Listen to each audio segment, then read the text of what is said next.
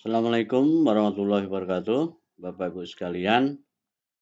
Eh, Berikut kita coba sampaikan kepada Bapak Ibu ya, eh, bagaimana cara menyusun laporan akhir PTK pada pelatihan jarak jauh kita kali ini. Ya, eh, Bapak Ibu nanti bisa lihat dari contoh PTK yang sudah saya buka di LMS ya, nanti Bapak Ibu bisa buka di sana. Maka ya coba sekarang saya akan jelaskan dari contoh tersebut. Ya, jadi Bapak Ibu, laporan pertama dari cover dulu ya. Nah, jadi ikuti dengan laporan akhir penelitian tingkat kelas, kemudian penulisan judul. Judul ini Bapak Ibu seperti ini ya, ditulis dengan menggunakan huruf kapital semua ya. Kemudian jangan lupa untuk kata asing itu silakan dimiringkan ya, pakai italik ya. Jadi kalau nuliskan kelas dulu ya, kelas baru sekolah gitu ya Bapak Ibu ya. Boleh ditambahkan tahun pelajarannya ya Bapak Ibu ya, tahun pelajaran berapa ya, sekarang ini berarti tahun pelajaran 2020-2021. Kemudian untuk yang ini, nah ini coba tolong diganti ya, bunyinya penelitian tindakan kelas PTK ini dibuat dalam rangka pelatihan jarak jauh ya, pelatihan jarak jauh dalam kurung PJJ yang diselenggarakan oleh Balai Diklat Denpasar. Itu ya, sedikit dirubah ya, sekali lagi. Penelitian tindakan kelas PTK ini dibuat dalam rangka pelatihan jarak jauh dalam kurung PJJ PTK ya, yang diselenggarakan oleh Balai Diklat Keagamaan Denpasar ya. Kemudian tetap sama kasih logo Kemenak, kemudian peneliti silakan tulis nama Bapak Ibu, kemudian bagi yang bernip silakan dituliskan nip, kalau yang belum di strip gitu aja. Kemudian silakan ditulis nama sekolah Bapak Ibu ya, kemudian untuk tahunnya diisi tahun 2021.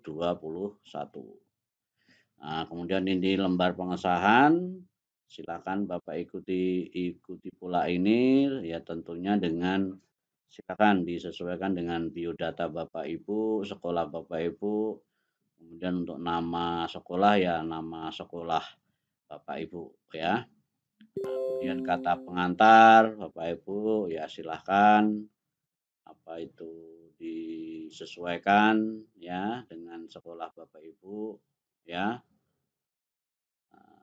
Ya boleh mengikuti pola seperti ini ya, dengan tahunnya tahun 2020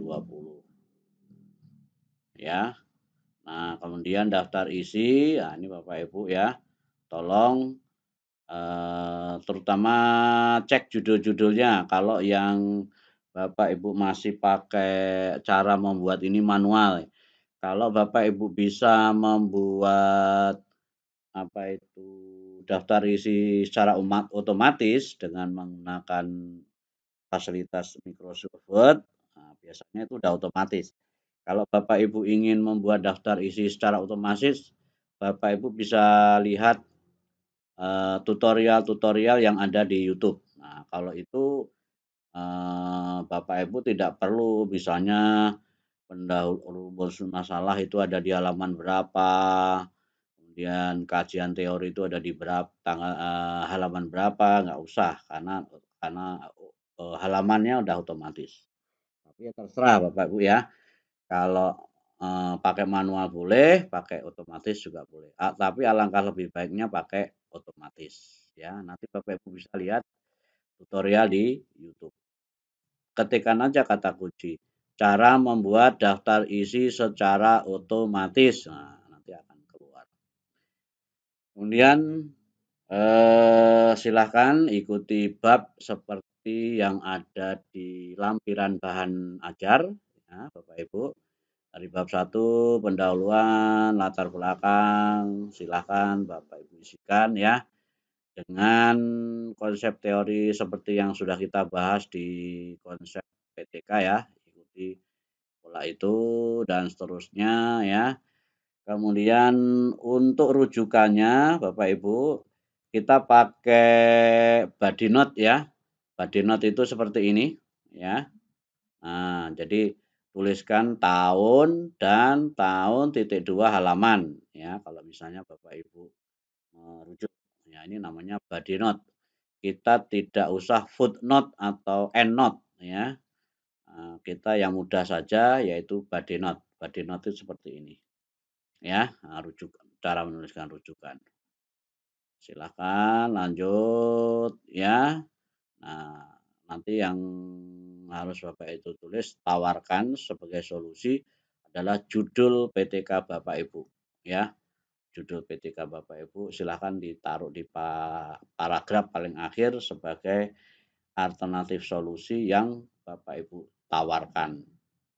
Kemudian rumusan masalah, ingat Bapak Ibu, kalau di judul ada 2 variabel masalah, berarti rumusan masalahnya juga ada 2. Kecuali ya kalau di judul hanya 1 variabel masalah, ya rumusan masalahnya cukup 1 saja ya. Oke. Tujuan penelitian ya, kalau di judul juga ada 2 variabel masalah, tujuannya silahkan dibuat tujuan secara khusus, tapi dengan menuliskan 2 variabel masalah yang ada. Ini contohnya ya. Jadi gitu. Tapi kalau hanya 1 ya boleh dipisah jadi tujuan umum dan tujuan khusus ya. Gitu. Kemudian manfaat penelitian Bapak Ibu seperti di teori kemarin, minimal manfaat bagi peserta, manfaat bagi guru, manfaat bagi madrasah ya. Kemudian boleh ditambahkan manfaat bagi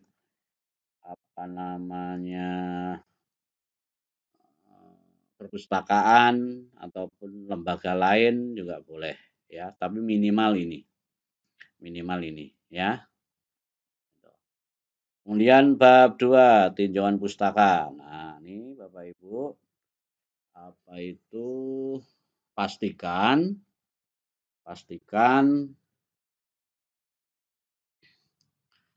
eh apa namanya teori-teori yang Bapak Ibu tuliskan itu mewakili dari kata kunci ataupun variabel masalah dan variabel tindakan yang ada di dalam judul Bapak Ibu ya. Sekali lagi ya, tinjauan pustaka atau kajian teori yaitu mewakili variabel masalah dan variabel tindakan yang ada di dalam judul Bapak Ibu sekalian ya.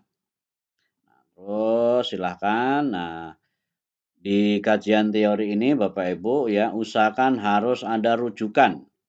Jangan sampai Bapak Ibu hanya nulis tanpa ada dituliskan rujukan. Semakin banyak rujukannya akan menjadi nilai plus bagi PTK Bapak Ibu ya.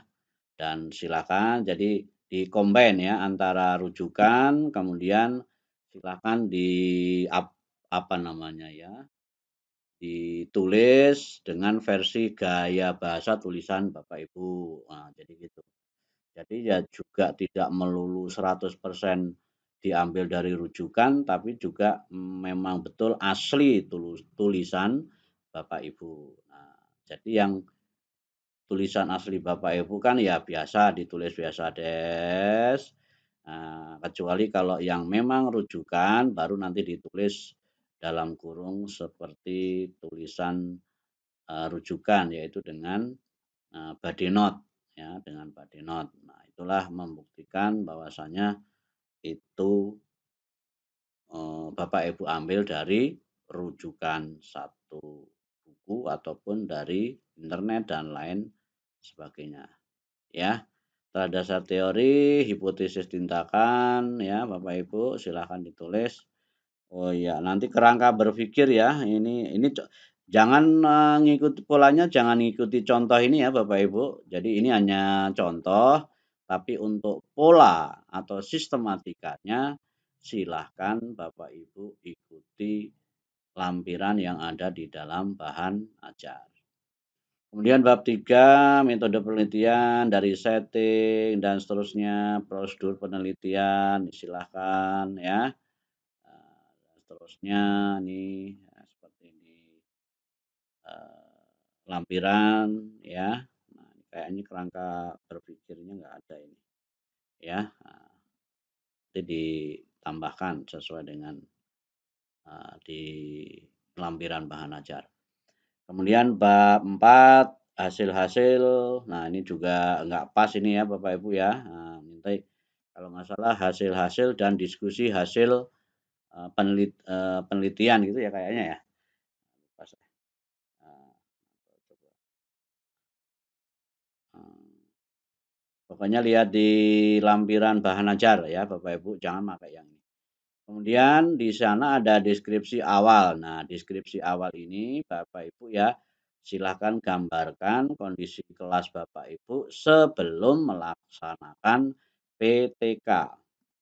Ya, namun demikian Bapak Ibu tidak boleh hanya ngarang saja.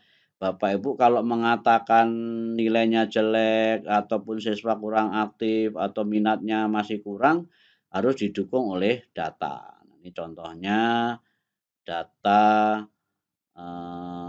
ulangan awal tahun ataupun sebelum Bapak Ibu melakukan PTK. Jadi harus ada rujukannya. Jadi tidak boleh hanya sekedar oh ini kurang dan seterusnya ya. Nah, tapi harus ada dasarnya. Kemudian ada deskripsi hasil siklus ya Bapak Ibu. Nah, ini masing-masing ya. Pertama siklus 1 dulu, mulai dari perencanaan, kemudian pelaksanaan, terus ya hasil pengamatan dan hasil pengamatan kan tentunya Bapak Ibu sudah dapatkan data kan. Nah, ini didapat dari hasil pengolahan data yang kemarin ya untuk siklus 1 ya. Untuk siklus 1 silakan tampilkan di sini sesuai dengan pengolahan data sesuai variabel masalah Bapak Ibu ya. Sesuai variabel masalah Bapak Ibu. Silakan tampilkan ya. Sampai kemudian berikutnya adalah refleksi. Refleksi di siklus 1. Ini banyak refleksinya siklus 1 Bapak Ibu. Nah, ini Anda bagus. Demikian kekurangan ini akan disempurnakan pada siklus 2. Nah, jadi gitu. Demikian juga dengan siklus deskripsi hasil siklus 2 Bapak Ibu. Sama mulai dari perencanaan, pelaksanaan, hasil pengamatan dan hasil dan sampai ke refleksi.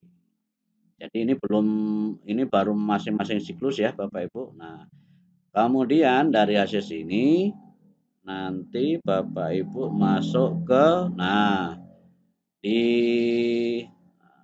coba saya buka dulu ya. Ini enggak pas kayaknya.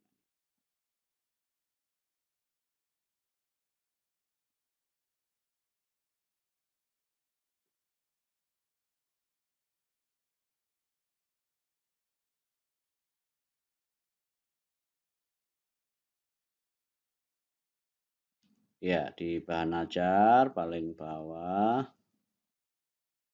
Ya, ini. Nih hasil deskripsi siklus 1, hasil diskusi. Nah, ini Bapak Ibu. Diskusi hasil penelitian. Nah, di sini ya. Diskusi hasil penelitian. Apa di sini? Nah, jadi bandingkan bandingkan dan bahas data siklus 1 dan siklus 2 dengan kata-kata sendiri plus ditambah atau diperkuat pendapat pakar dan diperkuat oleh hasil pengamatan observer Bapak Ibu ya.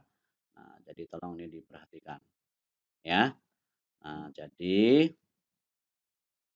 di sini bukan pembahasan dan kesimpulan hasil penelitian ya. Jadi menurut formatnya yaitu adalah apa tadi? Diskusi hasil penelitian ya. Nah, diskusi hasil penelitian. Nanti Bapak Ibu tulis di sini. Jadi ini nanti diganti ya. Ini diganti.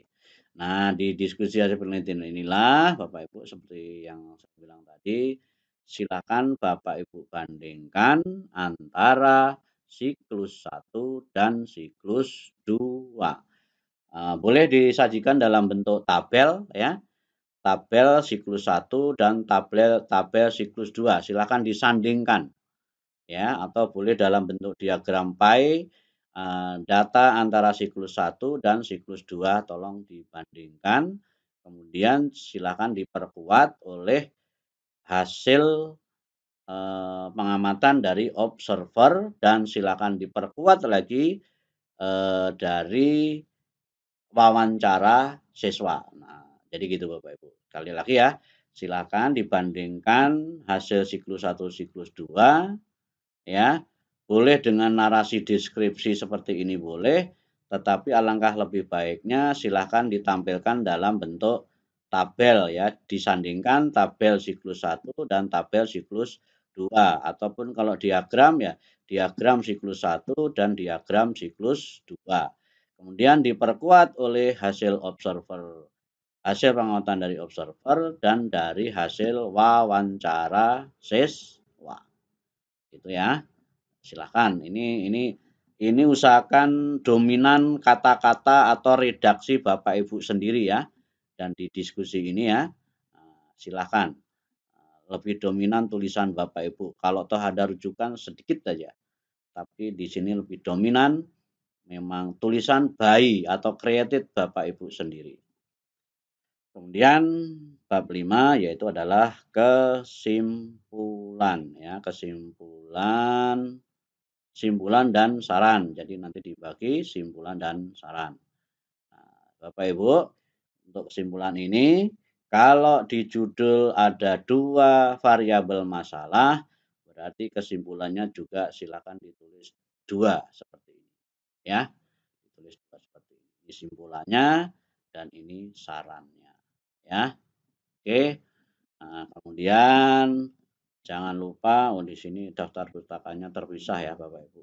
Jangan lupa Bapak Ibu tuliskan daftar pustakanya. Ingat, cara menuliskan daftar pustakanya silahkan ikuti teori di bab awal ya, di konsep PTK, di sana sudah ada, silahkan dibuka kembali.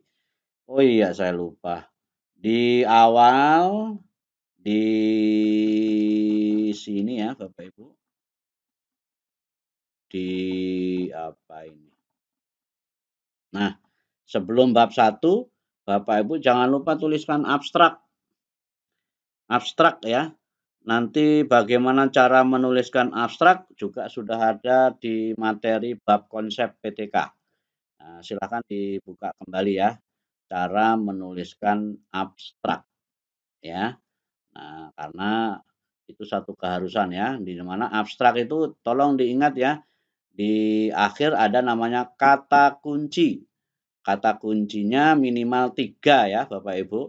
Jadi kata kunci itu Bapak Ibu bisa ambil dari variabel masalah dan variabel tindakan.